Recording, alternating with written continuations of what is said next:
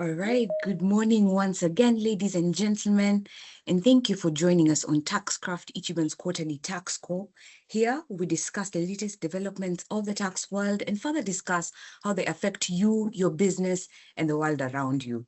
My name is Salam Elea. I'm the Human Resource Officer here at Ichiban, and it is good to see you for yet another episode. In line for the presentations ahead is Robert Wariro, our head of tax, Nathan Kiptui, our principal tax advisor, and Christine Deritu, our regulatory and tax advisor. Ladies and gentlemen, after the presentations, we're going to be having a Q&A session. Please put your questions into the chat as the presentations go on, and we will get to them as time allows. Lastly, one of my colleagues, Marcy, is going to be uploading a link to a survey. Please do take a moment to fill it out and let us know what you think on the tax questions that have been asked. Now, without further ado, Nathan, over to you. Thank you very much, Salame, for that round of introductions. And before we proceed, allow me to take you through the discussion outline. And to begin with, we will going to look at Q1 of 2026 developments. Thereafter, we will review recent case law and explore the 2026 outlook. And in the end, we will have an interactive session. Now, allow me to unpack the 2026 tax developments. And the very first significant development in the quarter was the 2025 income tax return filing. And you are aware that January to June is the filing season for all individuals and companies whose year end is 31st of December 2025. That 1st of December, sorry.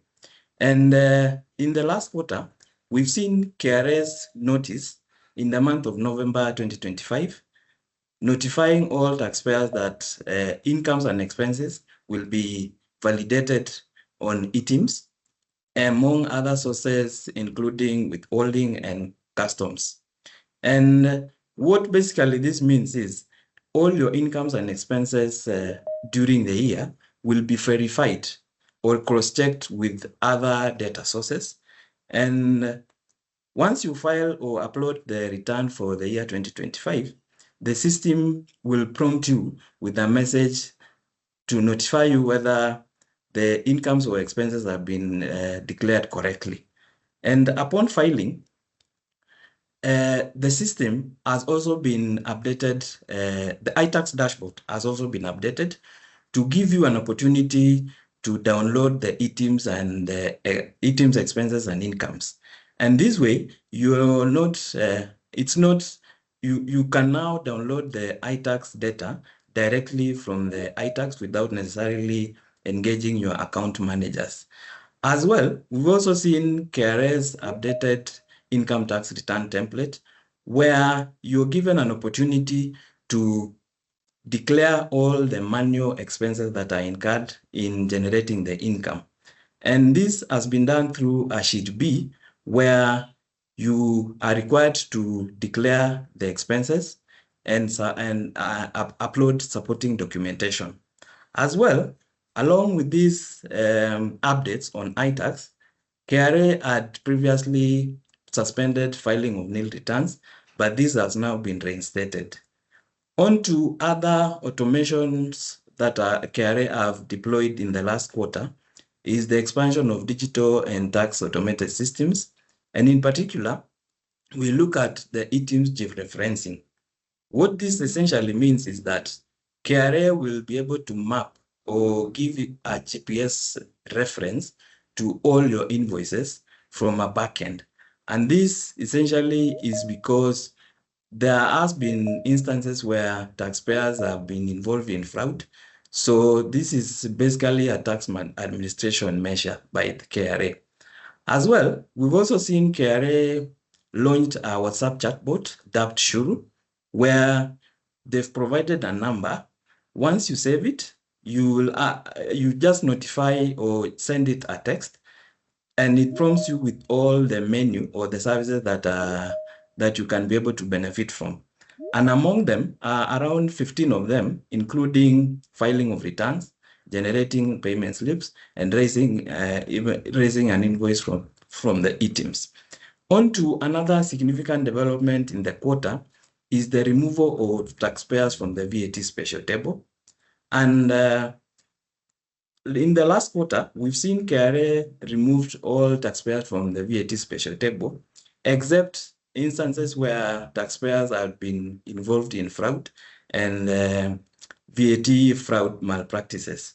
In terms of penalties, you are now required to file all the pending returns since the VAT returns had been suspended. And in terms of penalties, you are, according to the regulations which KRA gave on the VAT special table, is that you approach your account managers to be able to waive or initiate a waiver of all those penalties.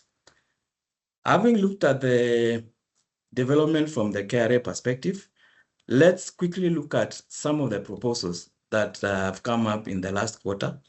And the very first one is the proposal on mandatory VAT registration, where the Revenue Authority are proposing that the current VAT threshold of 5 million Kenya shillings be removed or reduced to zero. This means that all businesses that are dealing with vatable goods and services will be required to register for VAT and remit VAT by the 20th of the subsequent month. So we are closely looking at this development and we will update you. The other proposal, which we've seen the CS and the president are on record to mentioning it, is the proposal on the pay-as-you-earn changes. And this is that the PAYE tax bands will be reviewed. And the most notable one is the reduction or the increase in taxable salary from the current 24,000 to 30,000. And this will mean that if this proposal is passed, the personal relief of 2,400 will have to be amended as well. So we will keep you updated in once these developments come up. And in terms of qualifying domestic minimum top-up tax, referred to as QDMTT, this was introduced in the year 2024 through the Tax Laws Amendment Act of 2024, where it is applicable to multinational entities with revenues of over 750 million euros in at least 2 of the previous 4 years. And once you determine your entity or group is qualifying for domestic minimum top-up tax, you will note that in the year 2025, through the Finance Act of 2025, it provided clarity in terms of timelines.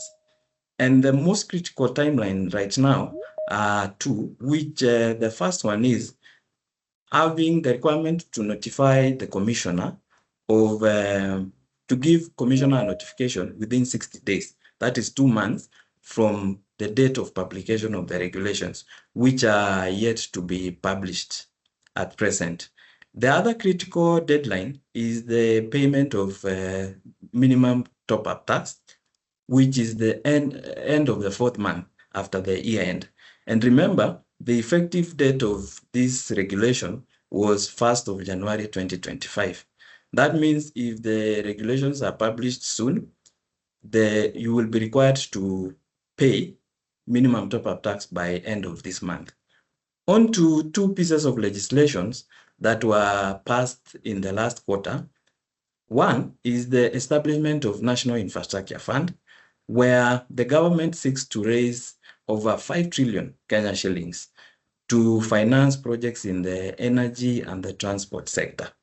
As well, we also saw the amendment of the Miscellaneous Fees and Levies Act, where Railway Development Levy has been expanded in scope to cover a fund which finances other railway projects beyond the standard gauge railway.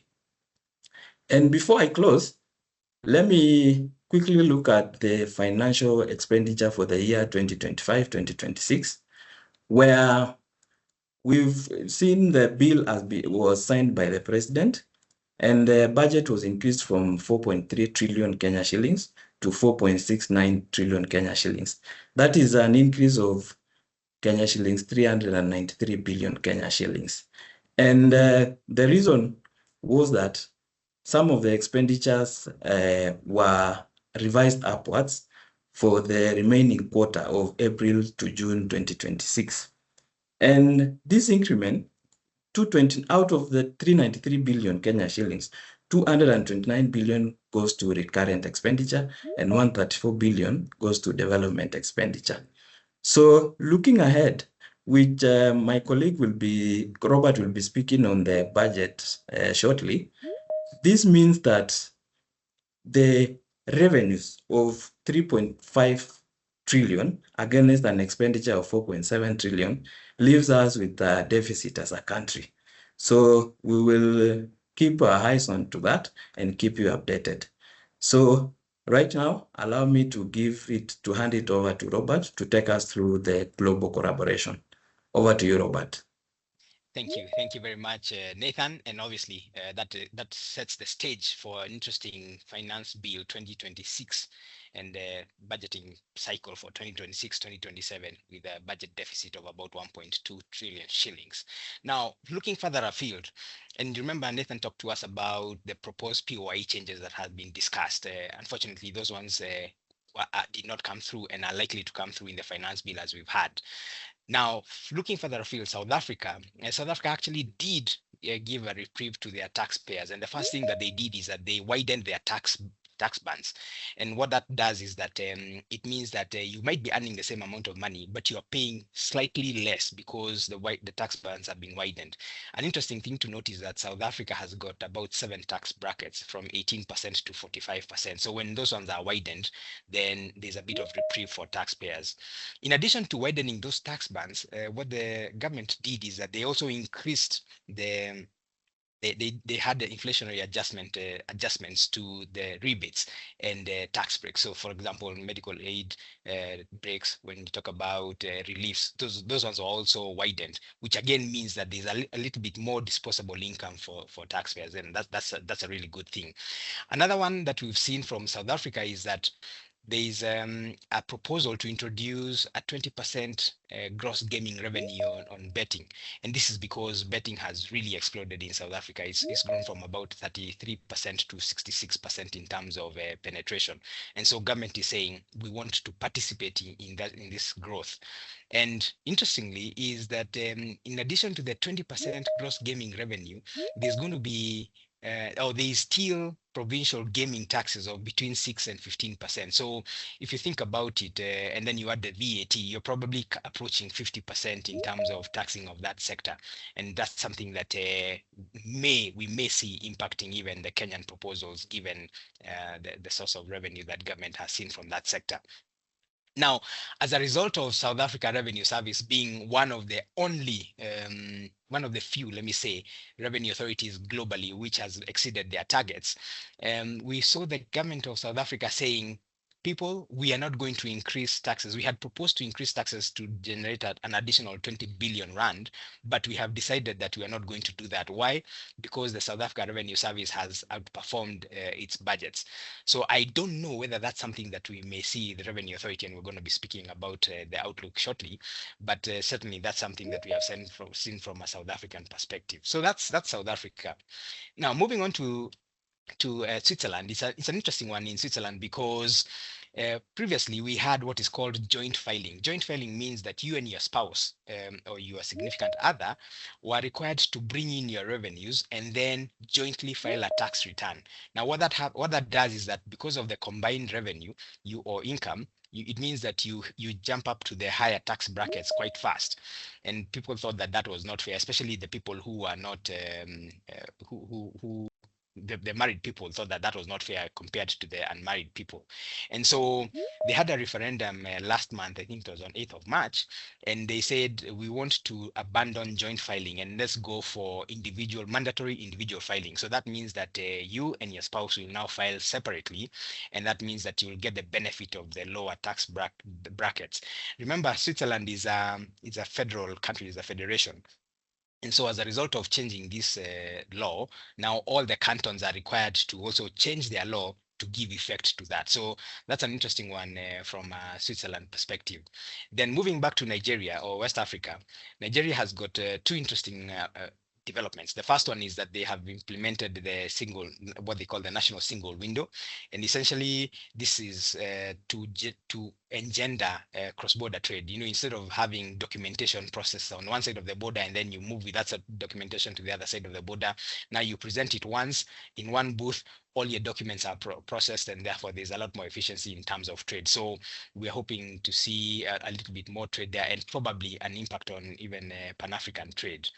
Now, the one which is more important for us as a country is what Nigeria is doing in terms of e-invoicing. And e-invoicing is the same as e-Teams in Kenya. So what Nigeria has done is that they recognize that they cannot roll out e-invoicing in a blanket fashion like we did in Kenya. And so what they have done is that they have said between April and June 2026, we will start with the large taxpayers because we want to pilot this and see how it's the uptake, the challenges, and then we can tweak the process. Remember in Kenya, we just effective 1st January 2024, we said the law is in place and everybody must be tax compliant. And of course, we know the challenges that we have encountered in terms of getting everybody on board e-Teams. And that's the reason why we're talking about even sheet B. So Nigeria perhaps is the way to go, even in future changes or enhancements in terms of systems. I think that's the way to go. So that's Nigeria. Then moving on to the Southern African bit. And of course, we have experienced a bit of the challenges because of the war. What we've seen Zambia doing is zero rating and suspending certain taxes with respect to fuel. And that's essentially to ensure that this essential commodity is available to businesses. If you've driven around Nairobi recently, I think the day before yesterday and yesterday, there's been reported shortages of fuel. And so one of the questions that we are watching is how is government planning to support consumers given the potential price hikes. Remember, the stabilization fund has got about 17 billion according to the CS, and 1 month we require about 14 or so billion to stabilize the prices. So once that fund is utilized, then the CS has said they are looking at whether they are going to be moving VAT so that it's an ad valorem, meaning that it moves along with the values of the cargoes that are being imported. So that's something that we are watching. But in Zambia, what they have decided is for the next 3 months, we're going to suspend these taxes and we're going to support consumers, which is really, really a good thing. Then in Malawi, we have an interesting one where Malawi has now caught up with the rest of the countries, including Kenya and Uganda, where they're saying if you are providing digital services and you're a non-resident, and we're talking about items like Netflix, YouTube, Meta, and so on, if you're providing those services, then as a non-resident person, you're not in Malawi, we are going to require you to register and charge VAT. VAT in Malawi is 17.5%. And so Malawi now joins the likes of Kenya, where you require non-resident providers of these services to register and charge VAT. And the idea here is that it's a lot easier to deal with a few non-resident providers rather than dealing with hundreds of thousands of consumers who you're asking to pay reverse charge VAT. So those are some of the developments that we have seen across the world. And we think that they may impact some of the proposals that we see in the finance bill 2026, which we shall be talking to shortly. So with that, allow me to invite my colleague, Christine Derito, to take us through recent case law and some of the lessons that we can learn from that. Christine? Thank you so much, Robert. Quite an interesting quarter there globally. And we have seen a few cases as well in Kenya, which we'll be exploring. We've seen a case before the tribunal, we've seen cases before the High Court. We've also seen cases in our neighboring countries, being Uganda and Kenya and Tanzania, and we'll be going through that throughout our presentation on this part of the presentation. To begin with, we have the case of the Premier Credit Limited versus the Commissioner of Domestic Taxes. Premier Credit is an institution that offers purely financing to its customers. And therefore, in the year 2018, it had claimed bad debts. Of this bad debt was the principal amount that it had actually loaned out to the customers, as well as the interest amount it had loaned out. Then KRA came in 2018 and said, this amount that you claimed as the principal amount that you loaned out and incurred as a bad debt is actually not claimable, and it's a disallowed expense. Premier Credit went ahead and appealed this decision to the tribunal, and the question before the tribunal was whether or not this principal amount as was being lent out to its customers and had become a bad debt was of a capital nature.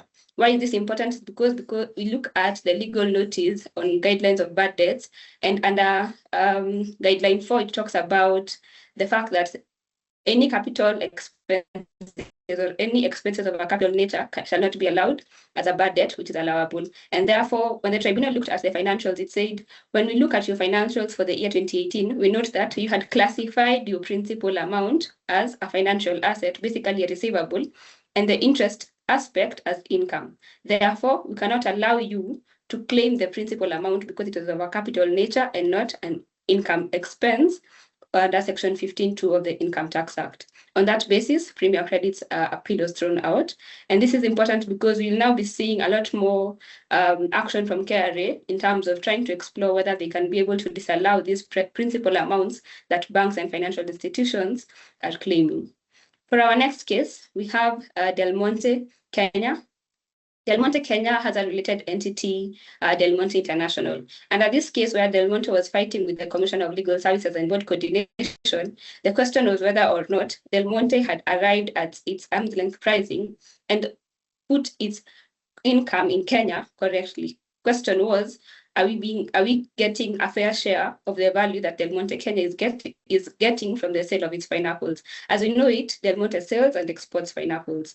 Its related entity was then in charge of the sale of these pineapples to the international market.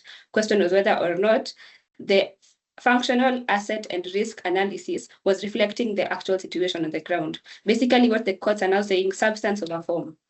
The question before the tribunal was whether or not, if at all Del Monte International was in charge of the sales of these pineapples, then it should be getting a bigger chunk of the income. However, if that's not the position, then Del Monte Kenya should retain a bigger chunk of the income and subject that part of its income to taxes. When the tribunal looked at the FAR, the functional asset analysis, of Del Monte Kenya and Del Monte International, they found out that Del Monte Kenya is in charge of the farming, the processing, and the quality control of these pineapples, and Del Monte International is only there to get the market for these products, and therefore said a bigger value of this income is coming from Del Monte Kenya and not Del Monte International, and therefore the amount that KRA had assessed, which was around 4.96 billion, should be chargeable to tax in Kenya.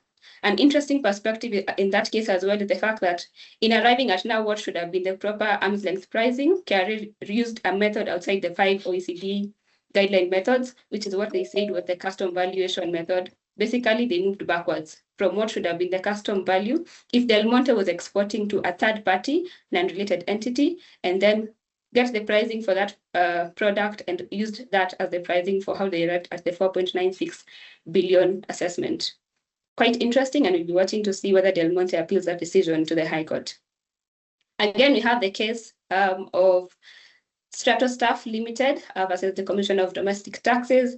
This was an interesting case. Why? Because it was before the High Court of Kenya. This was a case that had been dealt with at the tribunal stage, and then KRA had appealed that decision to the High Court.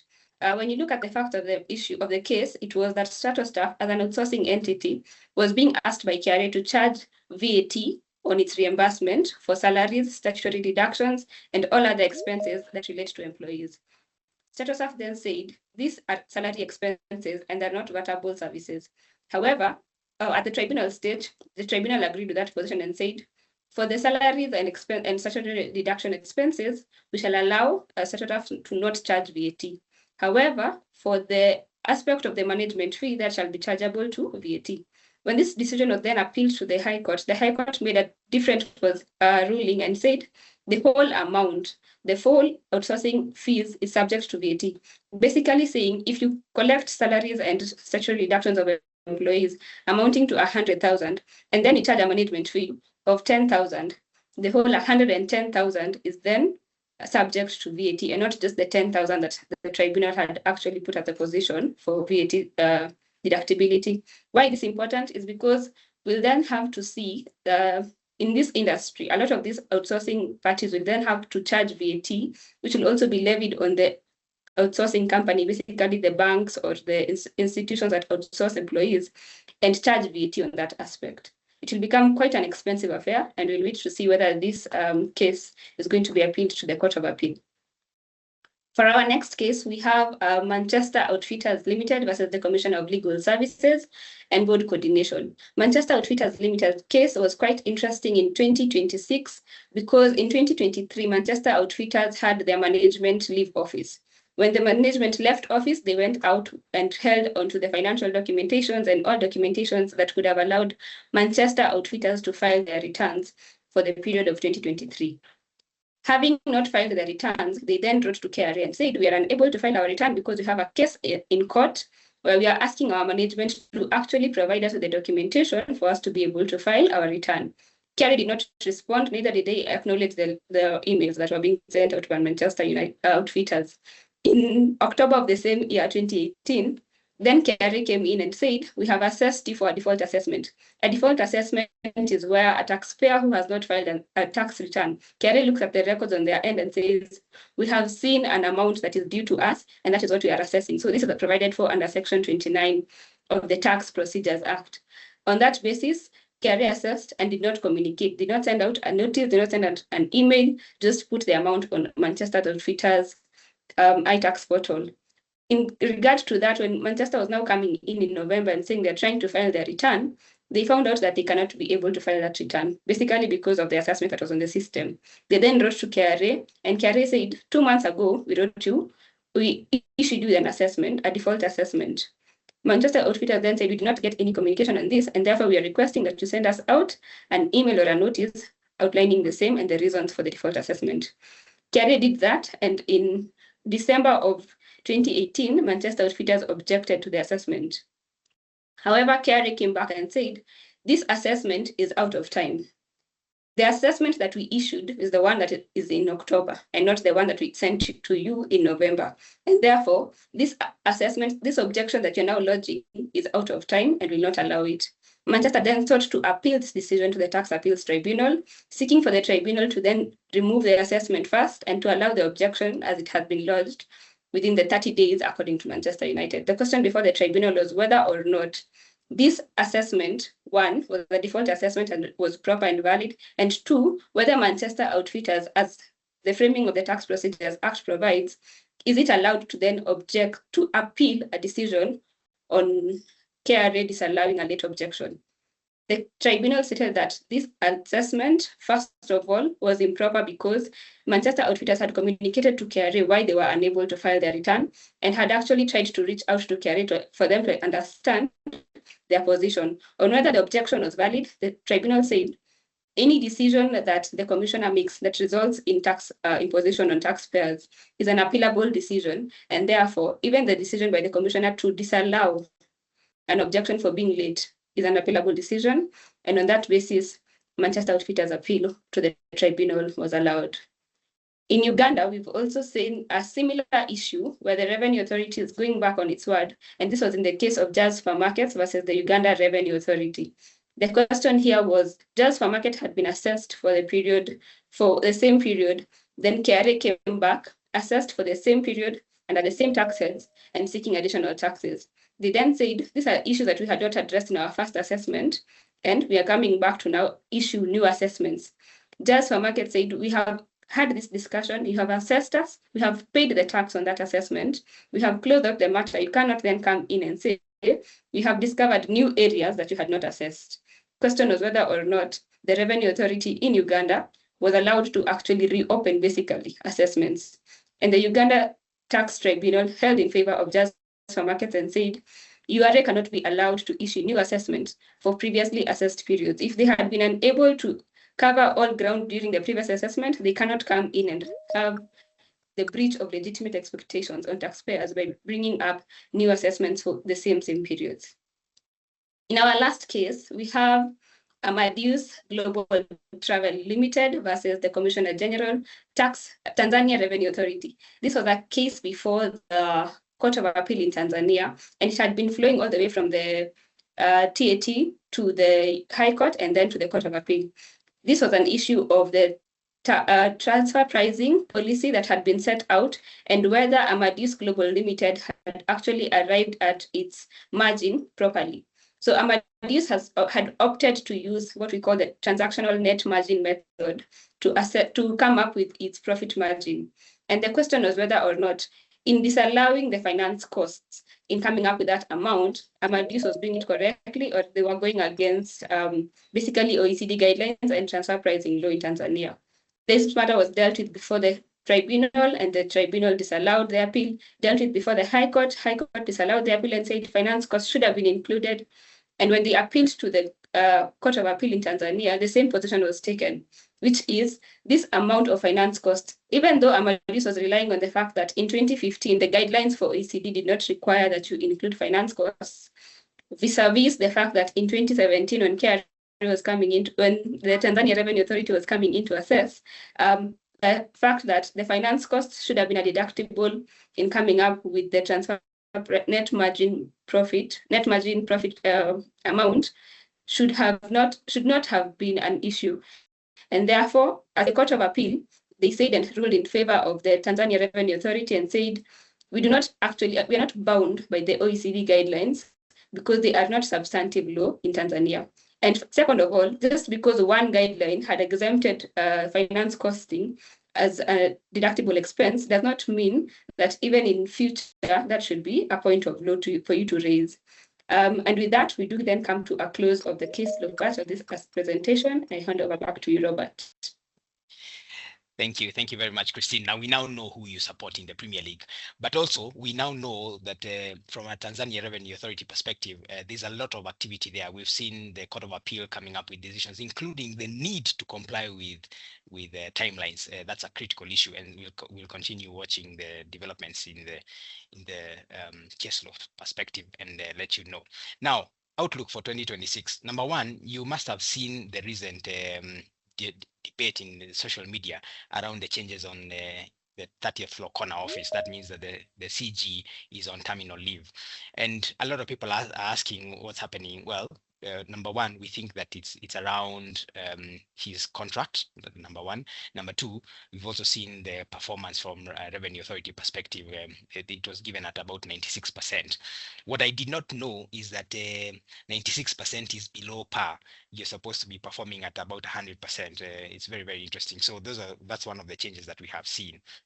We've also talked about the proposed review of the Tax Procedures Act, and this is what was to bring in the omnibus changes, especially around PAYE and what we are referring to as provisional tax filing. The provisional tax filing, remember, it was to do with file your return early so that we can evaluate your e-teams expenses, and then we can have a conversation about whether they're supported or not. But that has now been deferred and will be coming in through the finance bill as we've had. So the other change that we have seen is, or the other outlook item that we are following is a whole issue of budget estimates. Remember, under the Public Finance Management Act, we are now in the budget cycle, the last bit of the budget cycle, which means that government will need to present its estimates. And under the law, they're required to present their budget estimates, their expenditure estimates, which is about 4.7 trillion shillings according to the budget policy statement, as well as the revenue raising measures. Now, those estimates are due to Parliament by 28th of April 2026. And then now the finance bill, which now gives the revenue raising measures, is due to Parliament on 30th of April 2026. So that's what we are expecting. Now, because this is a pre-election year, we do not expect substantive changes in terms of tax rates or an increase in tax rates, generally speaking. Why? Because if you look at the past budgets just before the election, it's really a touch and go affair. So we have seen the incumbent administrations going easy on tax changes, especially increasing tax rates. However, if you look at the budget policy statement, there's been a lot of focus on administrative changes at Revenue Authority, automation. And in fact, if you look at the appropriations, supplementary appropriations budget, KRA was given 19 billion shillings and was told, we have now funded you, go and collect more. So what we also expect in the quarter is that there's going to be a lot of pressure by Revenue Authority because of that funding, and also to bridge the gap. You know that as of March 2026, KRA was about 74 billion short of its targets. That means that in the next 3 months, KRA has to collect a lot more in order to get to the target of 2.7 trillion shillings. It's no mean feat, but certainly we wait to see what they are going to do. And lastly, in line with the East African community tradition of finance ministers presenting their budget speeches, we expect that this will be presented by John Buddy on 11th of June 2026, which is the last Thursday before the 15th of June. So we expect that across East Africa, the five, at least the traditional 5 countries will be presenting their budget speeches on 11th of June 2026. And we'll certainly then go into the period of public participation, and the finance bill, according to the Public Finance Management Act, must be signed into law by 30th of June 2026, so that then it can be implemented 1st July 2026 for the financial year 2026-2027. So those are the changes that we expect in the second quarter, and we'll continue looking at that to see what impacts these have, and we'll certainly keep you posted. And with that, I'll hand it back to Salame for the Q&A. Salame?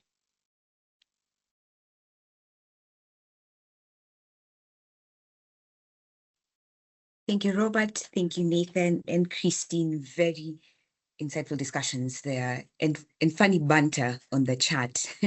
We have just a few minutes for the Q&A session, and I'm seeing the questions coming in, but we'll tackle what we can in the time that we have. And so to begin with, Carol Karaoke would like to know, Robert, what challenges are taxpayers currently facing as they file returns, given the very many changes that we have seen being made in the last few months? Yeah, thanks for that. There are numerous challenges. Let's start by even filing the tax returns themselves. But I think the key one is really the validation of expenses. And this is the reason why it's important for anybody who's not filed their tax return to try and file it earlier rather than later, because we don't know how the system will behave, especially with the validations. For example, when they introduced the sheet B, the limit in terms of characters was just 10 megabytes, and of course some people have got a lot more transactions, which means that you're then not able to upload all the transactions for validation. Secondly, when you upload those expenses on sheet B, KRA will need to validate and go to your suppliers and say, we can see that you made this kind of a supply. So we expect that there's going to be a bit of back and forth around that, and so it's better if you do file earlier rather than later. As usual, we also have late filers, which means that there's going to be probably a system availability or stability issue. And so the earlier we file, the better. Salame? All right. Thank you. Luke would like to know, and this is a question on QDMTT. Wow. Considering we are in April, is there likelihood that KRA may extend the timelines for the payments of minimum top-up tax in case the minimum tax regulations are published this month? Absolutely. In fact, actually, the idea is, or maybe I should first of all say that the regulations are currently with the AG's office, and we are waiting for the publications to do that, to be done. Now, assuming they were to be published today, 10th of April, there's no way people will be able to comply in terms of the notification. Remember, the regulations say 2 months after the year end, but now the year end has come and gone, which is 31st December 2025, but the regulations guiding us on the disclosures or notifications to the commissioner are not yet out. So we expect that the commissioner will give 2 months from the date of publication, and then there'll also be a downward shift in terms of the due date for the balance of tax. So it leaves us in a very awkward position, given that the balance of tax by law is due to be paid by 30th of April 2026.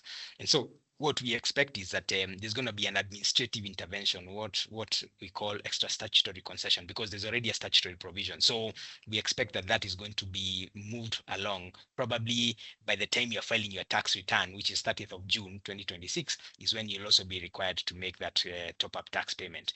It's also important to know that there are, like we said in our last TaxCraft, there are certain exemptions and safe harbor rules that you need to go through, and we're happy to have a conversation around whether any of our clients or any taxpayer for that matter who qualifies for top-up tax does qualify for the safe harbor rules and therefore the exemptions. Salame? Thank you. And ladies and gentlemen, that is all we had time for, but please do interact with us further through our social media handles or reach out to any of our tax advisors through the emails on your screen, and we will be happy to interact with you further. Just a reminder that the link to the survey is on the chat. Do take a moment to fill it out and let us know your thoughts. Now, we will see you next quarter. Stay tax compliant. Adieu.